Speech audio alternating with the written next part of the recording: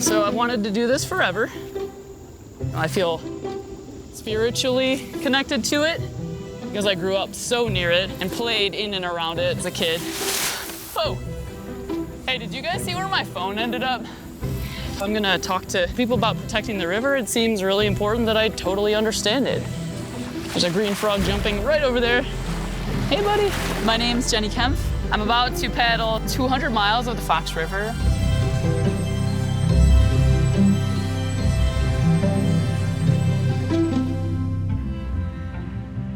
Different things. You're gonna look at what's going on around the creek. You can see there's lots of check boxes and that kind of stuff, okay? Every small group needs one of these. Inside this kit, I was pretty unsure, as most of us are as teenagers. As soon as I got into high school, I learned about a teacher who had the reputation for being awesome. Took one of his classes, it was called Community Science, and it turned out to be the most pivotal class that I took in high school. That was it. This is the direction that my career is going to go. This teacher was Gary Swick. Do you recognize that? Most everybody can recognize an adult dragonfly, and we know where we find them. They're flying around water because that's their habitat. I get distracted by shiny objects. Mussel shells are really shiny. They were made into buttons in the early days before we had plastic. Picked up just a random rock. This little clump of pebbles is a caddisfly house. You know, ooh, yuck, but like, it's life. I had a long career being an environmental educator, and along the way, I discovered how powerful it was to get kids in the stream. Hi, Gary Swick. I'm a friend of the Fox River. Friends of the Fox River is a water quality nonprofit that is devoted to protecting the Fox River and its watershed. If everybody was a TV repair person, then we'd be pretty limited in what we could do, because you can't eat TVs. So this bucket here that our friend brought up is our sample water for today. Down here in this box, we put a 15. This is an oxygen test, but it's for oxygen that's in the water. Between 13 and 22 is fair. Around 1991, I ran into the founder of Friends of the Fox River, Pat Reese. He was building the organization, and one of the components was students in the stream. The river does not have a voice. And today when people ask, what does Friends of the Fox River do? That's often what I say. We're trying to give the river a voice. What's important is the trend over time. So what we want to do is look at last year's data. If last year's data was a 23, there's a problem. It's really important to keep a close eye on our resources. We rely on federal, state, local agencies to be doing that monitoring, but it's very limited because it's funded by taxpayers. In Illinois, there's 5 major river basins, so once every 5 years, one of those gets an intensive survey, only once in every 5 years. I don't know about you, but if I only went to my dentist once every 5 years, I would be having problems.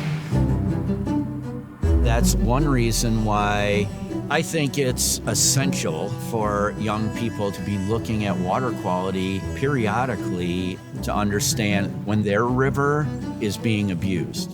There's gonna be 3 different ways that we're gonna be collecting data. It's all about checking the health, right? I really felt a need to have a grasp on what is happening in different parts of the river. It's very different up and down the whole 200 plus miles. Come with us and we're gonna go out this way. There are tolerances that people, animals, and plants can survive and thrive in. Things that are going on in Watershed won't be the same things that I'll see in Aurora or just down at the mouth of the Illinois River. Number 1 item of litter. Beverage containers, by far. So when settlers came here, we knew that it was very valuable to carry sewage away from our homes and all the runoff and industrial pollution, but we all lived downstream, so we came to learn that that wasn't a really good plan. People should look at the habitat. There's not much distance between the manicured golf green and the edge of the river, which is a big problem because we know golf courses use herbicides to treat their greens. And look at chemical analysis. So nitrogen specifically is a big component of fertilizer. An extra phosphate and extra nitrate is going to cause a lot of algae to grow. But what ties it all together is looking at what diversity can survive and thrive in the stream. Who is present, who is abundant is very telling. And here's some really tiny mayflies in here. Intolerant to pollution, and that would be group 1, cannot handle it. So they're only in really clean water. We look for a variety of different flies and aquatic worms, snails, leeches, and crayfish. By their job, mussels are filter feeders. Cloudy water goes in, clear water goes out. And today, mussels are the most endangered animal groups that exist. The dams create obstacles for mussels. Downstream of the dams is good habitat. You find mussel shells all over the place.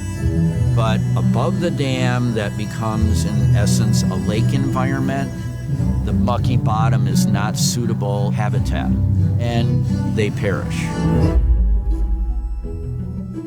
When I was a teenager, it was dangerous to go in the water. There was raw sewage floating in it. Fish that were in there had sores. It was a really nasty, polluted place.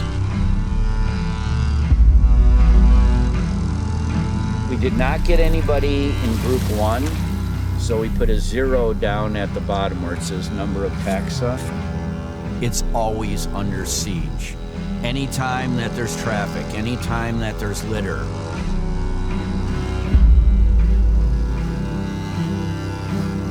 So up here hanging from the wire is a goose that got tangled up in fishing line. So you can see how tragic these human materials are.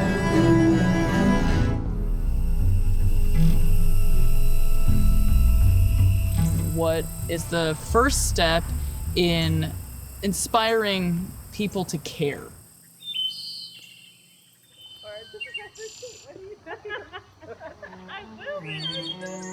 Beautiful misty morning, Fox River.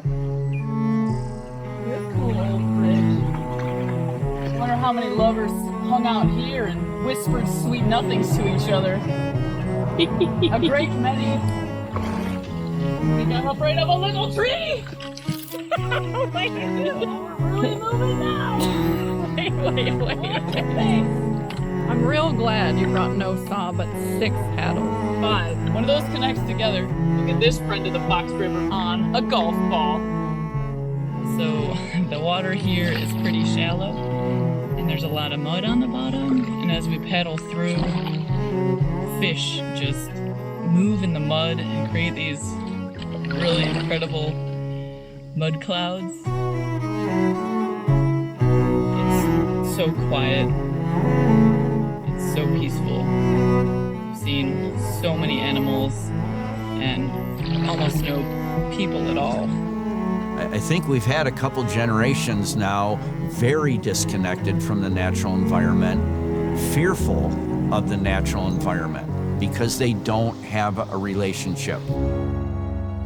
Okay, raise your hand.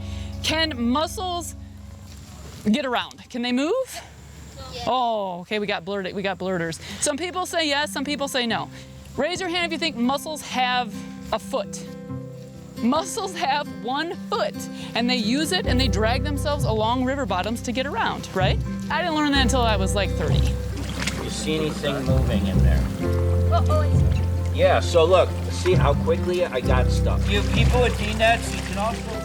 If we want to change a culture, we need to be working with who the culture is going to be.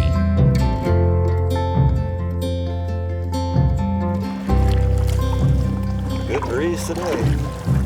It's our Fox River Day. It's becoming a really large event. Speaking of big, that's what the Fox River Watershed is, and that's why we designed It's Our Fox River Day to celebrate the entire 200-plus mile length over 50 events, over 200 miles, and we will have over 1,000 people today.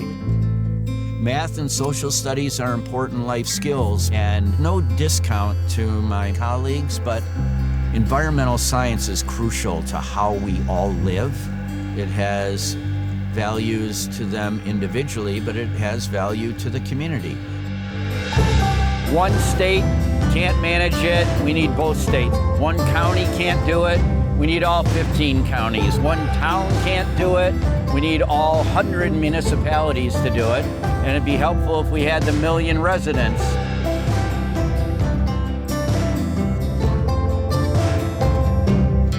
Connecting people is the first step.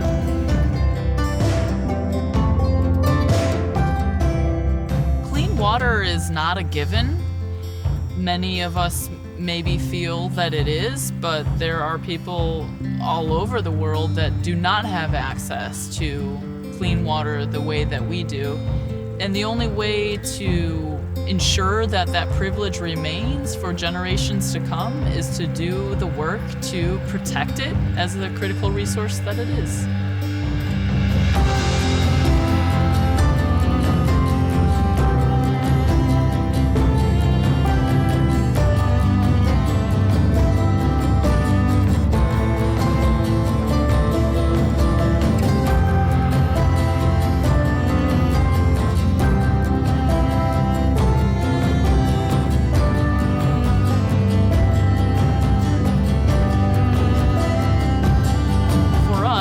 Education is the first step, and that compassion for the natural world is what will lead to protecting the river and the environment as if it's our loved one.